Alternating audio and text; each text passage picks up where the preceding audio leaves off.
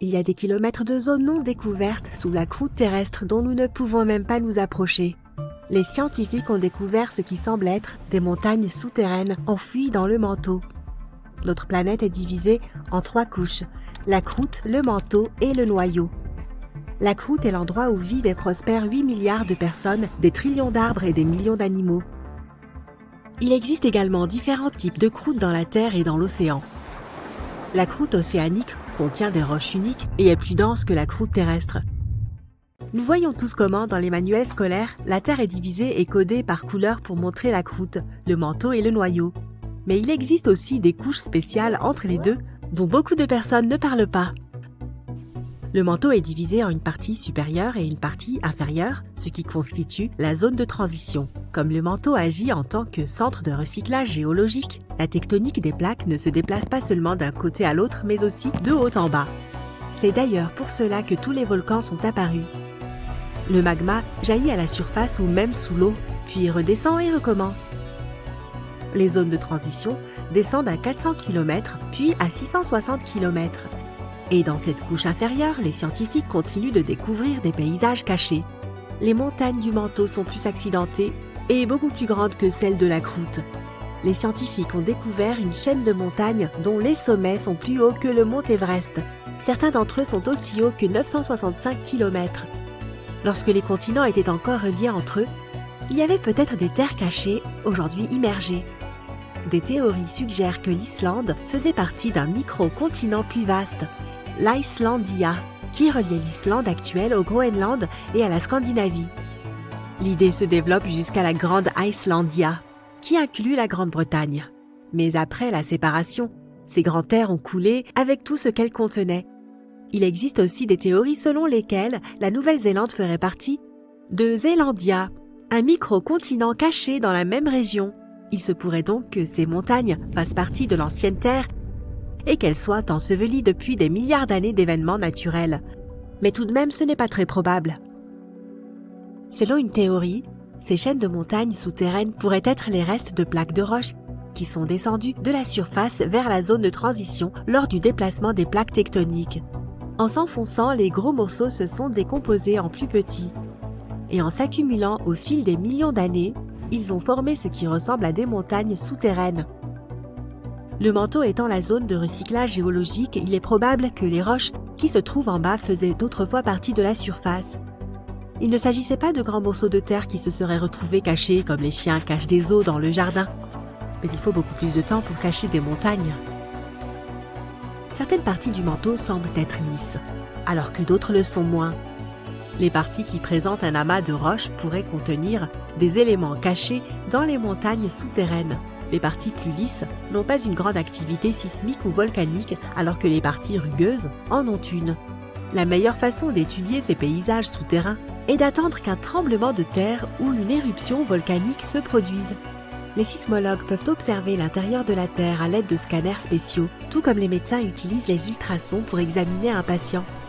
Un tremblement de terre suffisamment puissant peut envoyer des ondes de choc à l'intérieur de la Terre, même à travers le noyau, et les faire remonter à la surface. Selon l'endroit où elles se produisent, les sismologues peuvent observer et étudier l'intensité des ondes lorsqu'elles vont et viennent. Sur des roches lisses, les ondes peuvent se déplacer en ligne droite, mais dès qu'elles atteignent une zone rugueuse, les vagues ont tendance à se disperser. La température et la composition des matériaux peuvent accélérer ou ralentir le mouvement des ondes, mais ces informations ne sont pas très précises et ne contribuent pas beaucoup aux données réelles des montagnes souterraines. En analysant les ondes diffusées sur les navires et en utilisant le champ magnétique de la Terre, les scientifiques peuvent donc découvrir tout ce qu'ils ont besoin de savoir. Mais ces études permettent seulement de comprendre l'intérieur dans son état actuel et non de savoir comment la Terre a évolué au cours des 4,5 milliards d'années passées. Cependant, les scientifiques sont certains que les matériaux du manteau proviennent toujours du début de la formation initiale de la Terre. La question pourquoi ne pas creuser un trou jusqu'au centre de la Terre et voir ce qui se passe là-dessous peut sembler logique. Le trou le plus profond que l'homme ait creusé jusqu'à présent est celui de Kola Super Deep Borehole dans l'Arctique russe, qui atteint plus de 12 km de profondeur. Les habitants de la région affirment qu'ils peuvent entendre des cris qui viennent d'en bas. Il a fallu presque 20 ans pour forer aussi loin qu'ils l'ont fait, Mais ce n'est littéralement qu'un effleurement de la surface de ce qui se trouve en dessous. Ils ont creusé environ un tiers de la croûte, ce qui représente seulement 0,2% du centre de la Terre. Arriver jusque là-bas nous dépasse, tout comme essayer d'atteindre le Soleil. Aucun humain ne peut supporter la pression qu'il y a là-dessous. Pour descendre dans la fosse des Mariannes, le point le plus profond de la Terre, il faut un équipement spécial pour résister à l'immense pression. Construire cette technologie capable de nous amener au centre de notre planète coûtera une fortune.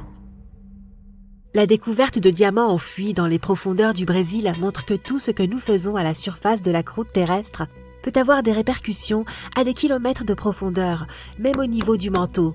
Les scientifiques ont déterré 6 diamants qui pourraient contenir de minuscules grains minéraux. Comme on les appelle dans le monde des minéraux, ces inclusions ont une composition chimique dont l'origine se situe dans les profondeurs de la Terre. Les diamants typiques se forment à des profondeurs inférieures à 200 km dans le manteau supérieur, où la température est extrêmement élevée. La haute pression et la température extrême qui règne en bas cristallisent le carbone et créent les diamants. Mais les humains ne peuvent pas creuser jusque-là. Ils les explosent en détectant l'endroit où s'est produite une éruption volcanique profonde qui a expulsé ces diamants vers la surface. Ces éruptions se sont produites il y a des millions d'années lorsque les dinosaures régnaient sur la Terre. Elles ont expulsé les diamants qui se trouvaient dans le manteau et qui sont maintenant intégrés dans le matériau volcanique refroidi. C'est là que les gens les trouvent.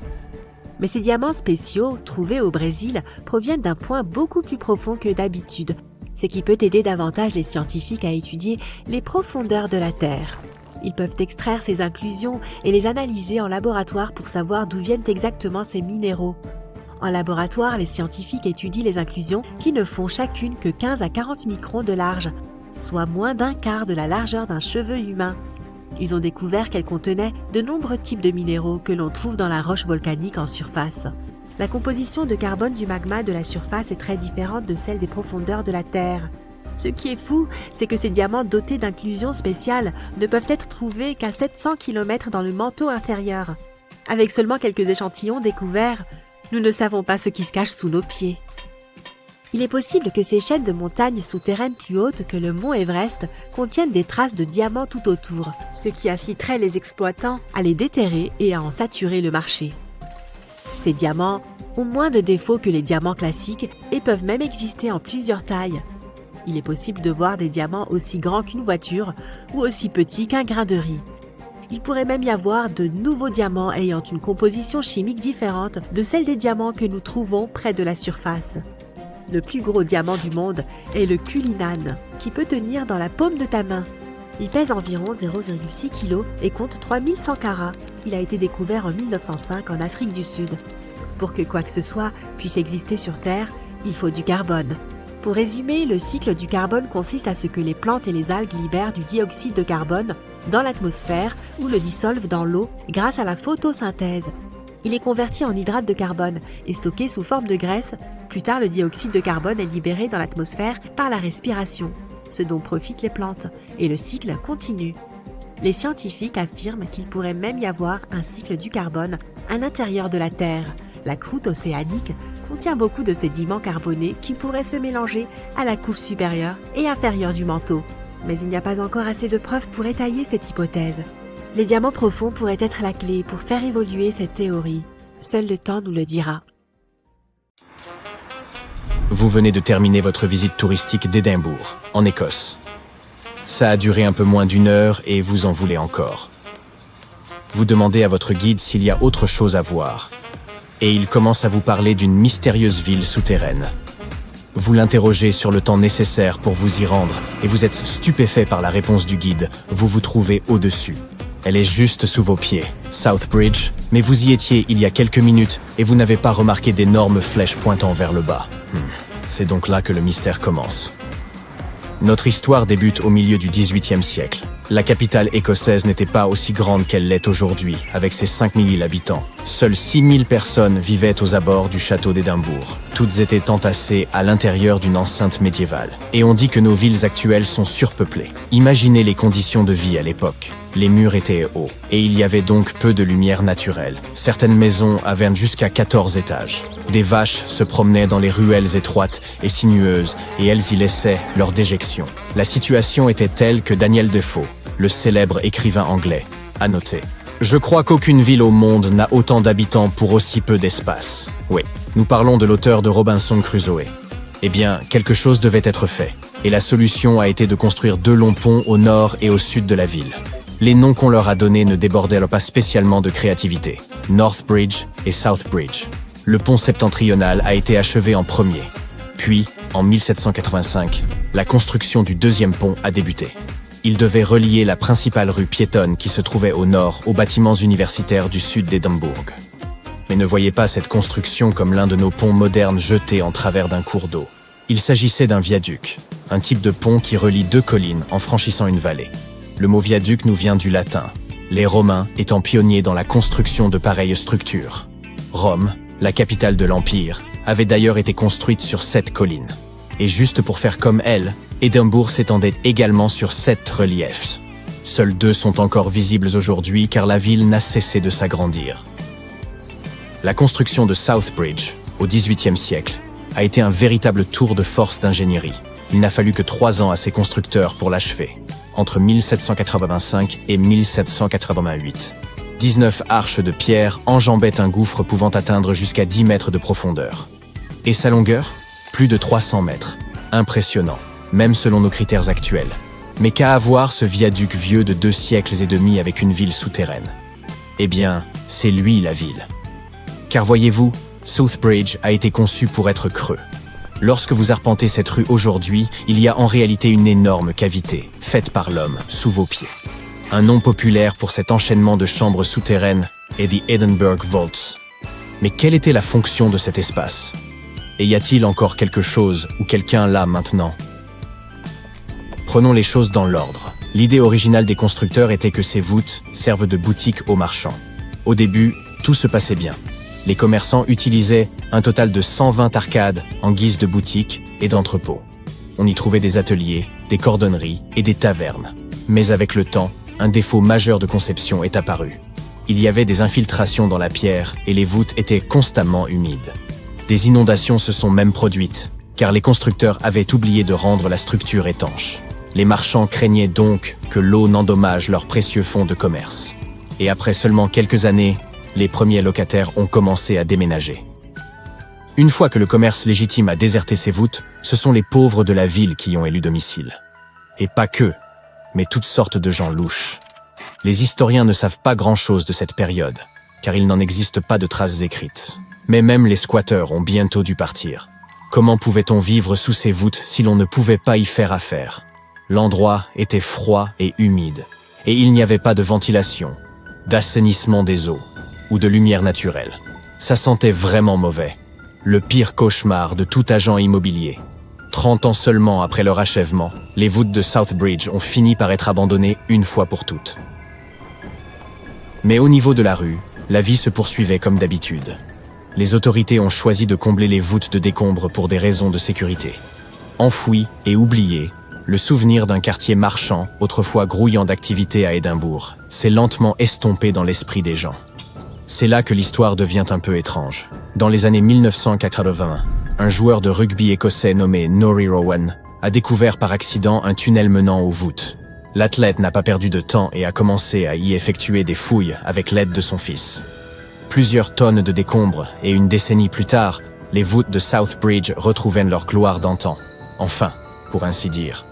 Elles étaient de nouveau sombres et humides, comme elles l'avaient été au XVIIIe siècle. De nombreuses découvertes intéressantes ont été faites dans cette ville souterraine. Les voûtes étaient jonchées de coquilles d'huîtres, qui constituaient le régime alimentaire standard d'un membre de la classe ouvrière d'Édimbourg à l'époque. D'autres trouvailles, telles que des chaussures et des bouteilles vides, suggéraient que des gens avaient réellement vécu dans ces lieux oppressants. Pensez-y la prochaine fois que vous verrez un étudiant occuper un garage en guise d'appartement. Ainsi, votre guide avait dit vrai. Il y a vraiment une ville cachée sous les rues d'Édimbourg. Enfin, au moins une de ces rues. Vous redescendez à présent High Street, la principale rue piétonne, en direction de Cowgate. Vous levez les yeux, et la voilà. La seule arche visible de ce pont autrefois impressionnant. Vous recherchez en ligne un moyen de réserver une visite de ces voûtes. Vous devez absolument voir cet endroit de vos propres yeux. Mais la capitale écossaise n'est pas la seule ville au sous-sol mystérieux. La région historique de Cappadoce, en Turquie centrale, ne cache pas moins de 36 villes sous sa surface. La plus grande et la plus impressionnante, celle de Derinkuyu, n'a été découverte qu'en 1963. Elle a été construite au 8e siècle, pendant l'ère byzantine, pour protéger la population locale des envahisseurs. Nous avons des structures similaires faites de béton dans nos villes modernes, mais l'échelle de la ville souterraine turque est proprement impressionnante. On y compte plusieurs niveaux, comme dans un parking. Les cavernes et les tunnels se situent à 60 mètres en dessous du sol. Cela représente les 2/3 de la hauteur de la Statue de la Liberté. La ville pouvait accueillir 2 milliers de personnes à tout moment, en plus du bétail et des vivres. La bonne odeur. 2000 représente l'affluence moyenne d'un match de football en Ligue 1 aujourd'hui. Vous voudrez peut-être faire un crochet par l'un de ces endroits la prochaine fois que vous irez en Turquie. La plupart de ces villes souterraines de Cappadoce se trouvent dans des zones rurales. Ça semble logique, non? Après tout, elles ont été creusées pour servir de cachette. Mais en Europe, il existe une ville dont le labyrinthe souterrain rappelle les voûtes d'Édimbourg. Peut-être avez-vous déjà entendu parler de Pilsen, en République tchèque. Mais attendez une seconde. Il ne sera pas question de leur célèbre bière locale. C'est l'histoire d'une ville médiévale qui a survécu sous les rues de Pilsen. Ses puits, ses caves et ses tunnels s'étendent sur plus de 20 km. Les artisans et commerçants utilisaient les souterrains historiques de Pilsen comme entrepôts. Pour l'eau, la nourriture, la glace. Tout ce que vous pouvez imaginer. Ces canalisations sont assez impressionnantes. Les historiens estiment qu'il y aurait 360 puits en dessous du centre historique de Pilsen. En période de conflit, ces passages servirent de refuge à la population locale. Ils ne souffraient certainement pas de la soif là-bas. Aujourd'hui, ce sont principalement les touristes qui visitent ces mystérieuses villes souterraines. Mais au Canada, il y en a une où les gens vivent et travaillent. Il s'agit du réseau de Montréal. La construction de ce réseau piétonnier souterrain a commencé en 1962. L'idée initiale était de séparer la population du trafic automobile. Une façon sympathique de dire que la municipalité construisait alors une station de métro. L'idée a fait son chemin et le projet s'est élargi. Aujourd'hui, c'est un véritable labyrinthe urbain caché en dessous du centre-ville. Besoin d'un endroit où dormir? Il y a des hôtels là-bas. Envie de manger un morceau? Pénétrez dans l'un des restaurants souterrains. Des boutiques en tout genre, une bibliothèque, des cinémas. La liste est longue. Il y a même des complexes résidentiels. Mais comment les gens peuvent-ils vivre sous terre? Facile. Bien que la ville elle-même se trouve en dessous, les points d'accès sont au niveau de la surface. Vous pouvez ainsi entrer dans ce réseau de tunnels, long de plus de 30 km, par plus de 120 endroits. C'est une autre forme d'antipode. Oups, désolé, l'Australie.